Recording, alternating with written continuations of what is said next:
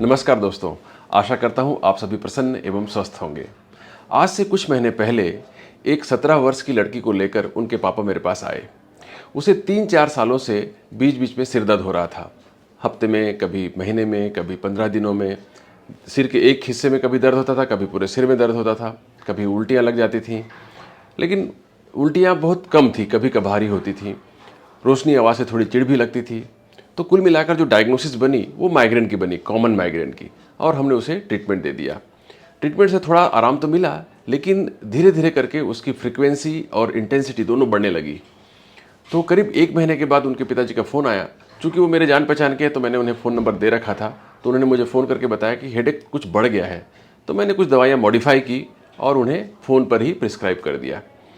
लेकिन करीब 2 महीने के बाद, पहली बार देखने के 2 महीने बाद, वे अचानक ही हमारी इमरजेंसी में एडमिट हुए।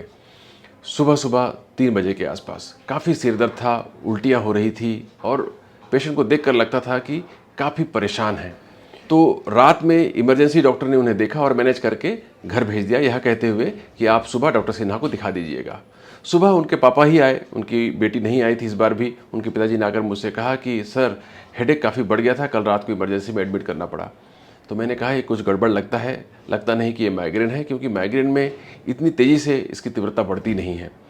तो मैंने उनसे कहा कि आप एक एमआरआई करिए कॉन्ट्रास्ट के साथ में, और उन्होंने तुरंत ही उसी दिन एमआरआई करवाई और शाम को मेरे क्लिनिक में आकर उन्होंने दिखाया। तो मैंने पाया कि उनके सेरेबेलम में, जो ब्रेन का पिछला हिस्सा होता है, वहाँ एक बड़ा सा ट्यूमर है और उसी ट्यूमर की वजह से उसे दर्द हो रहा था और ब्रेन के अंदर में कुछ पानी भी भर गया था, क्योंकि वह ट्यूमर पानी के फ्लो को ब्लॉक कर रहा था।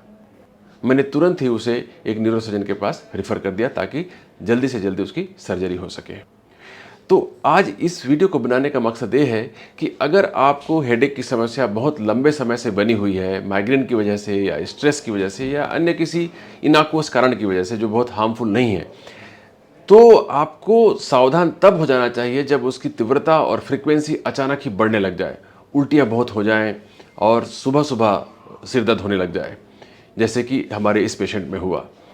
तो यद्यपि माइग्रेन और स्ट्रेस हेडेक बहुत बड़ी समस्याएं नहीं हैं, लेकिन अगर अचानक ही हेडेक बढ़ जाए तो वो कभी-कभी ट्यूमर का संकेत हो सकता है, जिसे इग्नोर करने पर वो जानलेवा भी साबित हो सकता है या कभी-कभी डिसेबिलिटी के कारण भी बन सकता है। तो जब भी किसी को, आपके परिवार में या आपको स्वयं को कभी इस तरह का हेडेक होने लग जाए, तो आप उसे हल्के से ना लें और तुरंत ही किसी न्यूरोलॉजिस्ट को दिखाएं और समय पर उसका सीटी स्कैन या एमआरआई करा लें, ताकि बीमारी डायग्नोस हो सके और आप बड़ी आफत से बच सकें। अगर ये वीडियो आपको यूजफुल लगी हो तो आप इसे ज़रूर लाइक करें, शेयर करें और इस चैनल को सब्सक्राइब करें, ताकि समय समय पर ऐसे ही उपयोगी वीडियो आपको और मिल सकें। बहुत बहुत धन्यवाद।